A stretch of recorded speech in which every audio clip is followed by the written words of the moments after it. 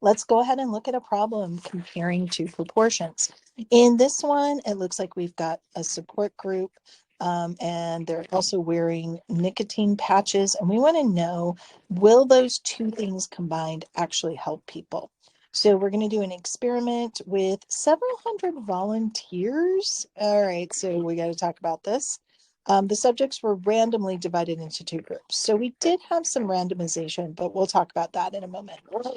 People in group one were given the patch and attended a weekly discussion meeting with counselors trying to quit. People in the second group got the patch but didn't get the counseling. So we want to see, is the counseling going to actually help? After 6 months, 46 were of 143 were in group one, 30 in group two of the 151. They all successfully stopped smoking. So we're going to see, is that a big enough difference, that 30 compared to 46? So that's what we're going to be comparing. So we can set up two proportions with our numbers of successful quitters. Let's set up our statement. So we're going to have our two hypotheses. It would be really easy. Let's call group one P1 and let's call group two P2. When I set this up, I want to see if one group does better than the other. Our null hypothesis then would be that there's no difference, that P1 minus P2 is equal to 0. Now, let's see. So we want to know if the support group, so group one is getting the support group. So we want to know if they do better. So if they do better, when we subtract these, we should get a positive number, meaning it's going to be greater than 0. It might actually be helpful for some of you to set up your definitions before your null, and there's no requirement about order. So if you're having a hard time understanding which group is which, maybe you want to do your definitions first. Our two definitions then would be P1 is the proportion of smokers who quit with the help from the support group, and P2 is the proportion of smokers who quit without the support group. So pretty straightforward there.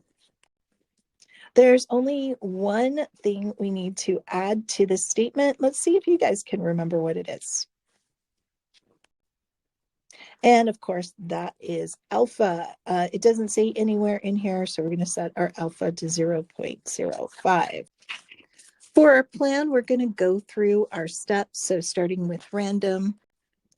Random's a little bit tricky here. There was random assignment to the two groups, but there was not random selection from the population. So what does this mean? It means we can apply this information to anybody who would volunteer for this program, but we would not be able to apply this to the general population. It also means that for the population of all smokers, probably in the US, we would not be able to estimate any kind of true proportion. So we're going to get a biased answer. It's going to be biased to people who actually are interested in smoking and are going to join this program. So we're going to say check, but we just have to realize that there might be some caveats here. It wouldn't be ethical to just pick somebody and force them into a program. So we got to be careful there. So, and just mention it, maybe mention it in your conclusion. So be careful on this one. Independence, once again, we're going to base that on that. The question did ask, do we want to suggest that support groups could be an effective way of helping any people stop smoking? So we are using the population of all smokers. We just got to be careful with these kinds of things. And the only way we could solve this problem is do multiple studies like this one.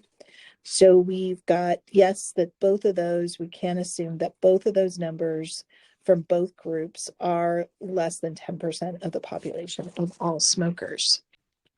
Normal is easy. So you take n times your P1, which was the 46 people who had quit. 97 did not quit. And then in our second group, 30 people had quit. 121 did not quit successfully. And all those numbers are greater than 10. So the normal conditions are met. And we stated as such, conditions are met for a 2-proportion z-test.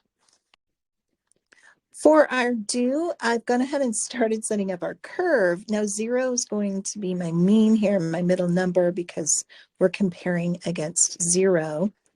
My p hat for both of my samples. So p hat 1 is 46 divided by 143, so 0.3217. P hat 2, the second one, or 30 out of 121, we get 0.1987. The only other thing we might want to find out here, in fact we do because it's going to be very useful, is we want to find out the difference between those two values. So the difference ends up being 0.123. No irony there at all, but that is actually what it ends up being. So that's going to be greater than our 0. And I'm just looking at that. I'm really thinking that the distance between P1 and P2 is pretty significant. So I think we're probably going to fail to reject here. But am I sure? Nope. You're never sure until you actually do your test. Hopefully you're familiar enough now with your calculator, although we will do it in class, on where to find a 2-proportion z-test in your calculator. So that's what you're going to be looking for. It's going to ask you for your raw numbers, so your n's, and then how many successes you had. I misspoke in the previous video. I think I said your calculator would give you your standard error, and it actually does not. I was quite surprised by that. What it will give you though, and these are the things you should write down.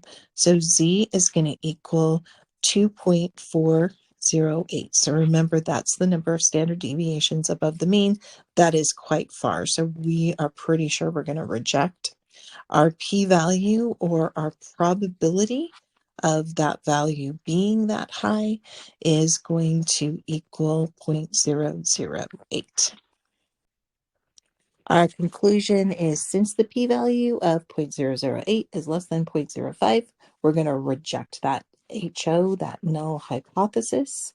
And there is sufficient evidence the smokers with support had more success quitting than those with the nicotine patch alone. Next, it says to construct a 95% confidence interval. We are not going to go through all of the steps for that, but we're going to go through some of the major differences between a confidence interval and a test for significance here.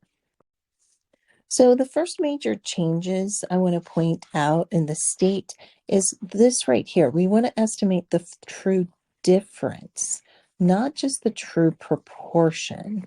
So the true difference in proportions of the smokers who are successful with quitting with support versus the smokers with no support. So we want to estimate what that difference is going to be. For our plan, we are going to do our regular 3 checks, and then we just finish with conditions are met for a 2-proportion confidence interval. Once again, if you look on your calculator under confidence intervals or intervals, you'll find that one there. I did forget on the state, I did forget at a 95% confidence. So I'm sure some of you are going, didn't you forget that? Yep, I did. So added 95, because we want to make sure we state what confidence level we're using right there at the beginning. For the do, once again, I'm not going to do all the details here, but because we did a lot of the work up above, but our p hat is 0.3217. Our p hat 2, is 0.1987. And then, of course, our difference, we did that earlier, was, okay, we're still going to do all of that same work, Okay, but now we're going to do our confidence interval. Once again, you do not need to calculate the standard error here. If you've shown all of this information, you should be okay. Where the standard error is going to come into play is on those multiple choice questions. So we'll look at some in class. Now, your calculator will give you the margin of error, so it does not hurt to write that down. So the 0.123 is our point estimate minus the 0.0096. So that's a very small margin of error. If we divided that by, since it's 95%, if we divided that by 1.96, we could backwards work out the standard error here. And finally, we've got our range of values. And the one thing I want you to notice is 0 does not fall in here.